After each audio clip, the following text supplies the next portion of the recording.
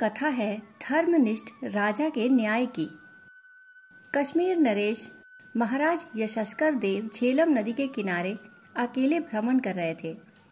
भगवती वितस्ता झेलम अपने पूरे वेग से प्रवाहित हो रही थी। इसकी कलकल ध्वनि से आसपास के वातावरण में संगीत के स्वर फूट रहे थे। चिड़ियों की चहचहाहट से इस वातावरण में और भी माधुर्य घुल रहा था। हरी भरी वादियों के ऊपर बर्फ से आच्छादित श्वेत पर्वत श्रृंखलाएं इस घाटी के सौंदर्य एवं श्रृंगार को बहुगुणित कर रही थी। धरती का स्वर्ग कश्मीर अपने सौंदर्य से किसी के भी मन को आकर्षित करने के लिए पर्याप्त है। प्रकृति की इस दिव्य एवं सुरम्य स्थली में किसी का भी अशांत मन शांत हो सकता है, परंतु कश्मीर नरेश का मन शांत नहीं हो पा रहा था। महाराज अपनी राजकीय वेशभूषा में थे। ऊंचा कद, गेहुआ रंग एवं चौड़ा ललाट उनके भव्य व्यक्तित्व का परिचायक था। प्रकृति के ऐसे रमणीक स्थल में ऐसे भव्य व्यक्तित्व के धनी महाराज यशस्कर देव का मन उद्वेलित हो रहा था। कोई तो ऐसी बात थी जो उनके मन को चुभ रही थी और उस चुभन से उनका मन अशांत एवं उद्वेलित हो रहा था और इसी कारण वे इन सुरम्य वादियों में भी चिंतित थे। इस शीतल वातावरण में भी महाराज के माथे पर पसीने की बूंदें छलक आई थीं। महाराज ने उन्हें पूछा नहीं और वे झेलम के किनारे एक पत्थर पर बैठ गए। महाराज के मंत्री सेवक उनसे दूर उनके आदेश की प्रतीक्षा में सजग एवं सतर्क थे, परंतु कोई भी उनकी इस अवस्था में उनसे कुछ भी पूछने का साहस नहीं संजो पा रहा था।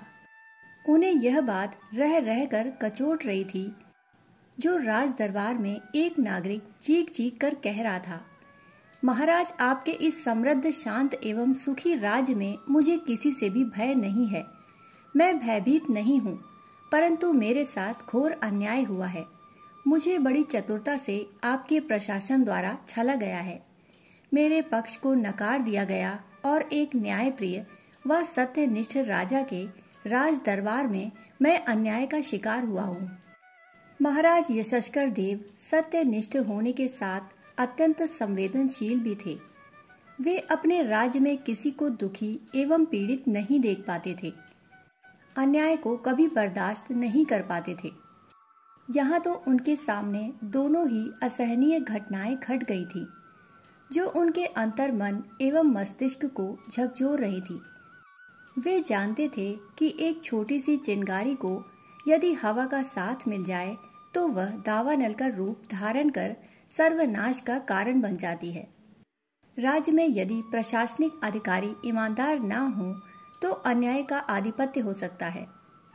राजा को अपने पूर्वजों को दिया वचन कि वे कश्मीर को भय मुक्त, न्यायनिष्ठ एवं विकसित राज्य के रूप में प्रतिष्ठित करेंगे और यही उनका राजधर्म भी है, अब खंडित होता प्रतीत हो रहा था। फिर वही बातें उनके मन में कौंध गईं। महाराज स्वयं उस नागरिक को आश्वासन देकर कह रहे थे, बात क्या है, निर्भीक होकर स्पष्ट कहो नागरिक, हम आपके साथ कभी भी अन्याय नहीं होने देंगे।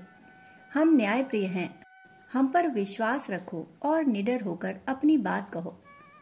नागरिक की आंखों में निराशा के भाव थे, परंतु वह भयभीत नहीं था। वह बोला, महाराज, मैं अपने इसी राज्य की राजधानी में रहता था। मैं अपार संपत्ति एवं धन का स्वामी था। मैं समृद्ध एवं धनी था। विवेक के अभाव में मेरा धन ही मेरा शत्रु बन गया। मूर्ख के हाथों में धन तो छलनी में दूध रखने के समान है। परिश्रम के अभाव एवं विलासिता के कारण मेरा सारा धन समाप्त हो गया। कहते हैं धन चलायमान होता है, मैंने इसे अनुभव किया है। मेरी मुट्ठी से रेत के समान धन कब रिक्त हो गया पता ही नहीं चला। नागरिक का दुख पीड़ा बनकर उसकी आंखों से आंसू बनकर छलक उठा। वह थोड़ा शांत हुआ, फिर बोला, महाराज, एक धनी व्यक्ति घोर दरिद्र बन गया। समृद्धि के सभी साथी सहयोगी दरिद्रता के आगमन से पूर्व ही साथ छोड़ चुके थे। मैं असहाय एवं दरिद्र बन चुका था। मेरा सब कुछ बिक गया, यहाँ तक कि मैंने घर भी बेच डाला और स्वयं रोजगार की आशा में दूसरे राज्य को प्रस्थान कर गया। इस अवधि में मैंने अपनी पत्नी को यहीं छोड़ दिया था तथा उसकी जीविका के लिए मकान के सोपान के पास बना कुआं रहने दिया था। गर्मी के दिनों में इस पर माली बैठकर फूल बेचा करते थे और इससे कुछ पैसे मेरी पत्नी को भी मिल जाते।